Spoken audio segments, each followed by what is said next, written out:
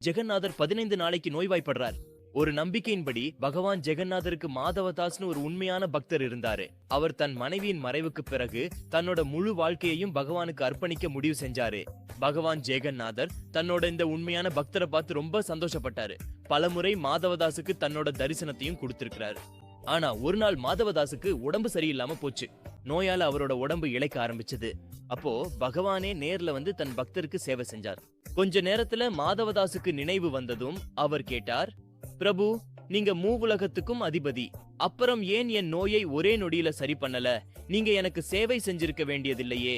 அதுக்கு பகவான் சிரிச்சுக்கிட்டே சொன்னாரு, மாதவதாசு, நீ இந்த ஜென்மத்துல இந்த துன்பத்தை அனுபவிக்கலன்னா உனக்கு அடுத்த ஜென்மம் எடுக்க வேண்டியிருக்கும். ஆனா நான் அதை விரும்பல. உனக்கு இன்னும் ஒரு 15 நாள் பாக்கி இருக்கு. ஆனா அந்த மீதி துன்பத்தை நான் என் மேல ஏத்துக்கிறேன்.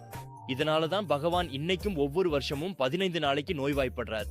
கமெண்ட்ல ஜெய் ஜெகநாத்னு கண்டிப்பா எழுதுங்க.